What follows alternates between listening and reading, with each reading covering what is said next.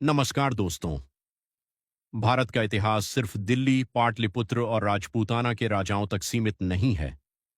भारत के अलग अलग हिस्सों में ऐसे अनेक शासक हुए जिन्होंने अपने समय में समाज, अर्थव्यवस्था, कृषि और संस्कृति पर गहरी छाप छोड़ी। आज की कहानी ऐसे ही एक चमार शासक की है जिसने 9वीं शताब्दी में कश्मीर की सत्ता संभाली। नाम था राजा अवंतीवर्मन चंवर, एक ऐसा राजा जिसके शासनकाल में कश्मीर में राजनीतिक स्थिरता के साथ साथ कृषि, सिंचाई, नगर निर्माण और मंदिर स्थापत्य को भी बढ़ावा मिला। लेकिन सवाल है, जाटव राजा अवंतीवर्मन कौन थे?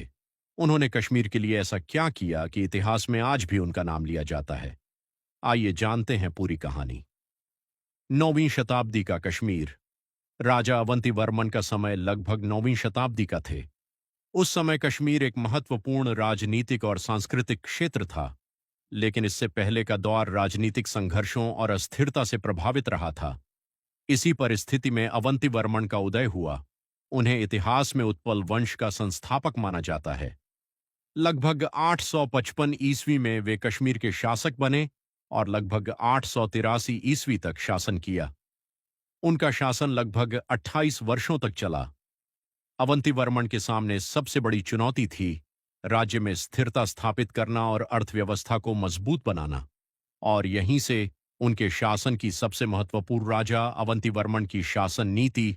अवंतीवर्मन ने केवल राज्य सत्ता को मजबूत करने पर ध्यान नहीं दिया। उनके शासन में कृषि और आर्थिक व्यवस्था को भी महत्वपूर्ण माना गया। कश्मीर की अर्थव्यवस्था में कृषि की बड़ी भूमिका थी, लेकिन खेती के लिए पानी की व्यवस्था एक बड़ी चुनौती थी। नदियों और जलमार्गों में आने वाली समस्याओं के कारण कई क्षेत्रों में खेती प्रभावित होती थी। अवंतीवर्मन ने इस समस्या को समझा। इसी दौरान उनके शासन से जुड़े एक महत्वपूर्ण व्यक्ति का नाम सामने आता है, सुय्य। सुय्य को एक कुशल अभियंता और जल व्यवस्था विशेषज्ञ के रूप में वर्णित किया जाता है। उन्होंने कश्मीर की जल व्यवस्था को सुधारने के लिए महत्वपूर्ण कार्य की। सुय्य और जल व्यवस्था। कश्मीर की नदियों में बाढ़ और जल जमाव जैसी समस्याएं कृषि के लिए परेशानी पैदा कर सकती थीं। सुय्य ने जल के प्रवाह को नियंत्रित करने और कृषि भूमि तक पानी पहुंचाने के लिए कई योजनाओं पर काम किया। इन प्रयासों से खेती योग्य भूमि को लाभ मिला और कृषि उत्पादन में सुधार हुआ। यह उपलब्धि इसलिए भी महत्वपूर्ण थी क्योंकि एक मजबूत कृषि व्यवस्था का मतलब था मजबूत अर्थव्यवस्था। जब किसानों की स्थिति बेहतर होती है तो राज्य की आर्थिक व्यवस्था भी मजबूत होती है। अवंतीवर्मन के शासन की यही विशेषता थी कि उन्होंने विकास को केवल राजमहलों तक सीमित नहीं रखा। जल व्यवस्था और कृषि सुधारों का प्रभाव आम जनता तक पहुंचा। यही कारण है कि अवंतीवर्मन का नाम कश्मीर के प्रशासनिक इतिहास में महत्वपूर्ण माना जाता है। अवंतीपुर नगर की स्थापना राजा अवंतीवर्मन की एक और महत्वपूर्ण विरासत थी, अवंतीपुर। उन्होंने अपने नाम पर इस नगर की स्थापना कराई। अवंतीपुर आगे चलकर धार्मिक और सांस्कृतिक गतिविधियों का महत्वपूर्ण केंद्र बना। यहां कई शानदार मंदिरों का निर्माण कराया गया।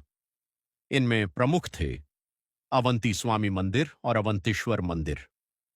आज इन मंदिरों के अवशेष हमें उस समय की स्थापत्य कला की झलक देते हैं। पत्थरों पर की गई नक्काशी, विशाल संरचना और मंदिरों की योजना यह दिखाती है कि उस समय कश्मीर में वास्तुकला कितनी विकसित थी।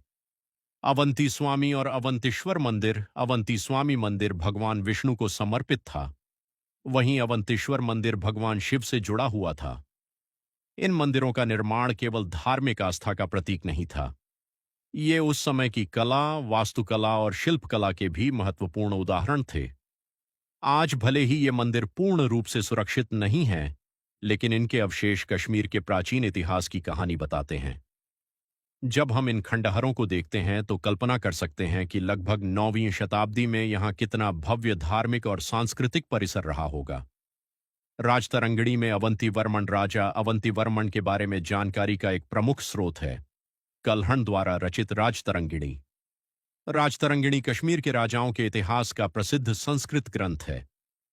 कल्हण ने कश्मीर के अनेक शासकों और उनके शासनकाल का वर्णन किया। अवंतीवर्मन के शासन से संबंधित जानकारी भी इसी ऐतिहासिक परंपरा से मिलती है।